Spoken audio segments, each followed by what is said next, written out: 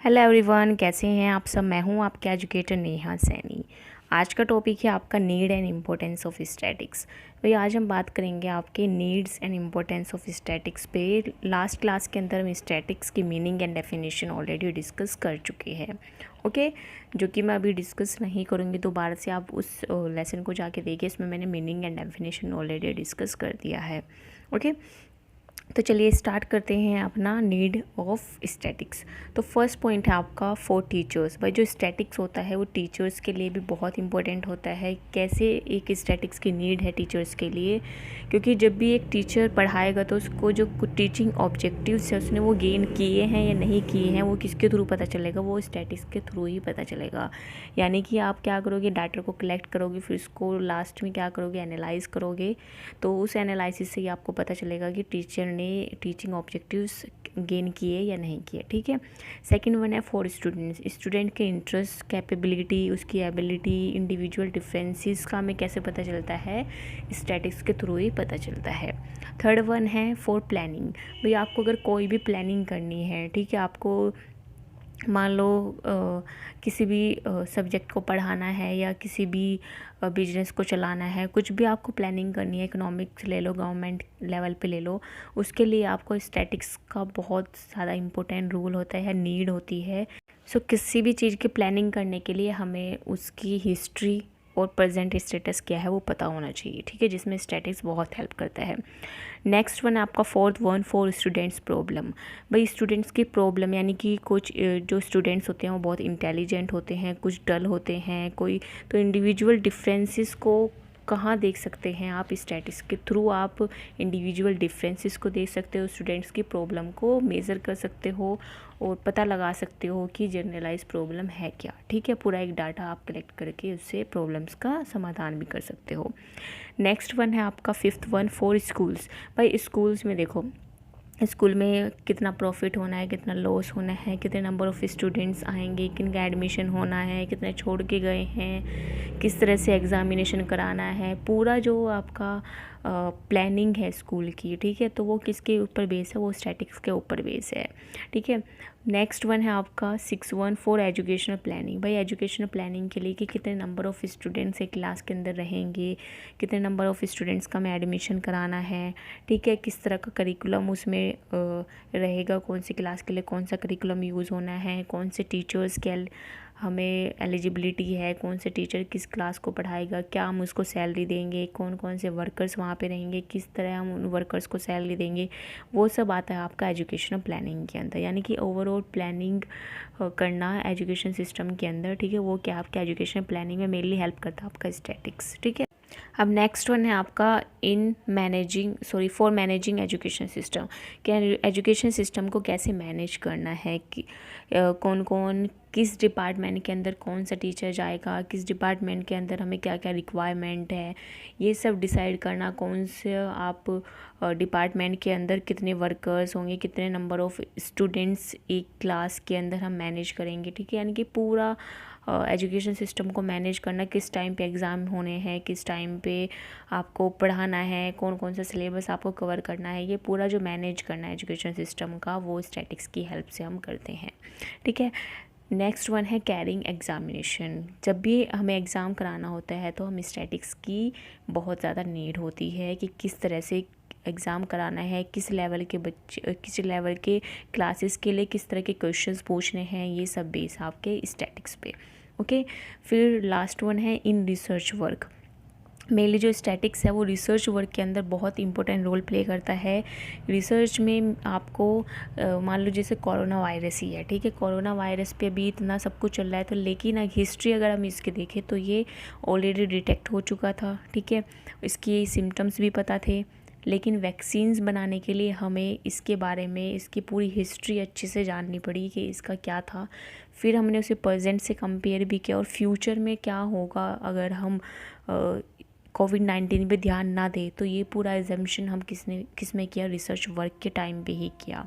ठीक है, यानी कि रिसर्च के लिए आपको डाटा बहुत इम्पोर्टेंट रहता है। अगर आपको कोई भी रिसर्च करनी है तो रिसर्च वर्क में डाटा कलेक्शन बहुत इम्पोर्टेंट रहता है। आपको कोई भी हाइपोथेसिस देने के लिए, कोई भी अपना पूरा एक रिसर्च का बेस जो होता है वो उसी डाटा पे रहता है कि आपको क्या डिस्कवर करना है। ठीक है, आपकी एक हाइपोथेसिस होती है, वो उसी जो पिछला आपने डाटा कलेक्ट किया है उसके बेसिस पे रहती है।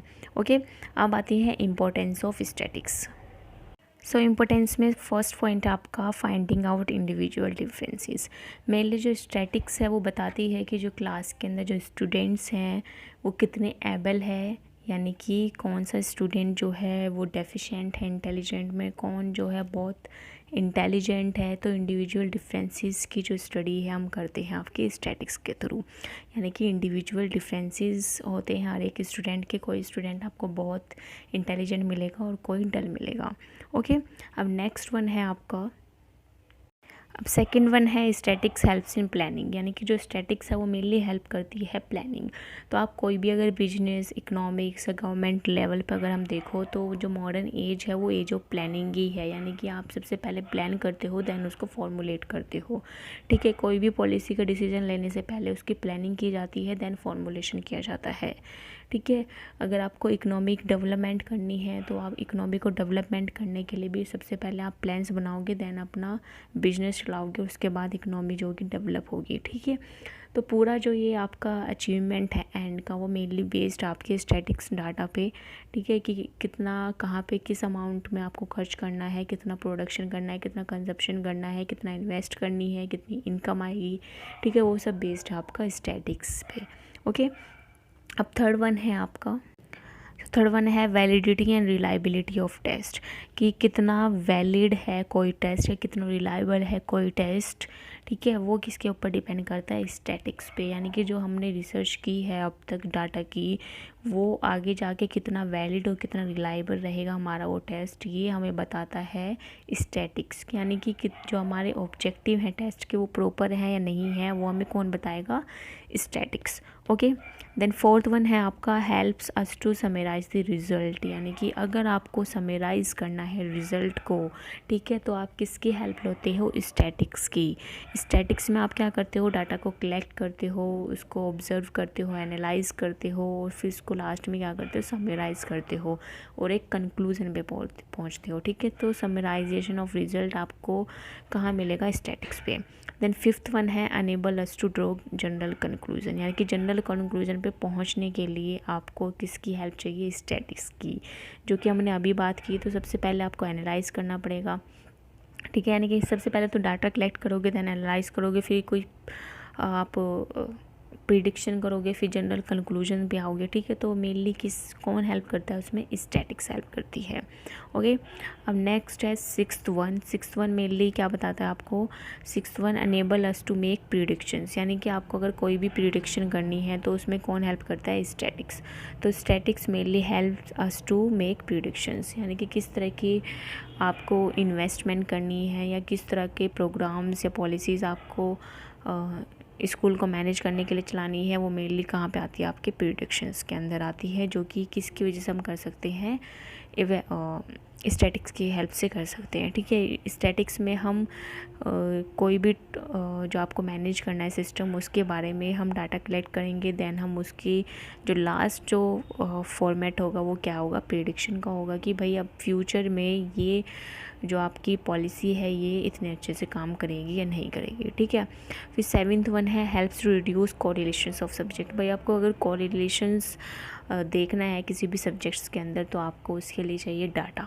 ठीक है, और डाटा फिर देन एनालिसिस, और एनालाइज के बाद आप क्या करोगे, रिज़ल्ट निकालोगे। तो मेनली डाटा को देखने के लिए और डाटा को कोरिलेट करने के लिए आपको हेल्प चाहिए होगी स्टैटिक्स की।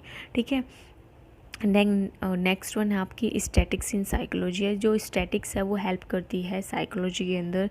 देखो, साइकोलॉजी का मेनली यहाँ पे जो कॉन्सेप्ट है कि बिहेवियर चेंज। ठीक है, यानी कि किस तरह का बिहेवियर चेंज आ रहा है। ठीक है, तो इसमें भी आपकी साइकोलॉजी के अंदर भी डिफरेंट एक्सपेरिमेंट्स किए जाते हैं। तो वो पूरे उसका जो हिस्ट्री है उससे रिलेटेड और जो उसका प्रेजेंट स्टेटस है उन सबको मिला के उसका प्रिडिक्शन दिया जाता है कि भाई आने वाले उसमें जब आप बिहेवियर चेंज आएगा इसमें, तो ये इस तरह से ये पर्सन उभर के आएगा। ठीक है, तो इस तरह के जो बिहेवियर चेंजेस हैं वो हम इस साइकोलॉजी में देख सकते हैं, और साइकोलॉजी की हेल्प से हम क्या कर सकते हैं कि effect of atmosphere on student या effect of atmosphere on child की किस तरह का इफ़ेक्ट करता है एटमॉस्फेयर चाइल्ड के ऊपर, effect of child on atmosphere कि चाइल्ड का क्या इफ़ेक्ट पड़ रहा है एटमॉस्फेयर पे, एटमॉस्फेयर का क्या इफ़ेक्ट पड़ रहा है चाइल्ड पे, ठीक है। क्यों वो इनडिसिप्लिन है, क्या रिमीडियल स्टेप्स लेने हैं, क्या हमें नहीं करना है स्टूडेंट्स के लिए, ठीक है, क्या बेनिफिशियल रहेगा स्टूडेंट्स के लिए, वो सब आपके यहीं पे आएंगे जो कि हेल्प करेगा आपका स्टैटिक्स। ओके, सो अब आता है आपका 9th one statics in education. भाई स्टैटिक्स बहुत हेल्प करता है एजुकेशन सिस्टम को मैनेज करने के लिए कि कौन से आपको करिकुलम यूज़ करना है, किस क्लास के लिए कौन सा फॉर्मेट आपको यूज़ करना है, कौन सी टेक्निक्स, कौन से मेथड्स यूज़ करने हैं, ठीक है। टीचर्स की क्या एबिलिटी होनी चाहिए और कितने नंबर ऑफ़ स्टूडेंट्स एक क्लास के अंदर रह सकते हैं, लैब्स कैसे प्रोवाइड करनी है, यानी कि पूरा एजुकेशन सिस्टम को मैनेज करने के लिए स्टैटिक्स जो है वो हेल्प करता है। ओके, अब लास्ट पॉइंट है स्टैटिक्स इन रिसर्च वर्क। भाई रिसर्च वर्क में जैसे कि हमने नीड में भी पढ़ा, यानी कि आपको अगर कोई रिसर्च करनी है तो मेनली आपको क्या करना पड़ेगा, जो डाटा है उसको कलेक्ट करना पड़ेगा, फिर उसको सिस्टमेटिक मैनर में लगाना पड़ेगा, फिर आप एक प्री डिटरमाइंड पर्पस बनाओगे, दैन उसको आप पूरे डाटा को ऑब्जर्व करोगे, टेबुलर फॉर्म में लाओगे, फिर उसके बाद फॉर्मुलेट करोगे कोई भी रिज़ल्ट को, यानी कि स्टैटिक्स के हेल्प से आप अपनी रिसर्च को बहुत इजीली कर सकते हो, ठीक है। अपने जो एक्सपेरिमेंट्स हैं, जो भी करना चाह रहे हो एक्सपेरिमेंट्स के अंदर, वो आप स्टैटिक्स की हेल्प से बहुत अच्छे से कर सकते हो, क्योंकि अगर आपके पास इंफॉर्मेशन होगी किसी भी टॉपिक से रिलेटेड तो आप उसमें रिसर्च आराम से कर सकते हो। उसकी जो बैकवर्ड अगर आपको पता होगा, हिस्ट्री पता है, तो फ्यूचर भी आप उसका आराम से प्रेजेंट स्टेटस देखते हुए फॉर्मुलेट कर सकते हो कोई भी हाइपोथेसिस, जिसकी वजह से आप रिसर्च में आगे तक अपना जो रिसर्च है वो कंटिन्यू कर सकते हो। तो ये थे आज के आपके लेसन जिसमें आज हमने डिस्कस किया need and importance of statics. मिलते हैं नेक्स्ट क्लास में नए टॉपिक के साथ।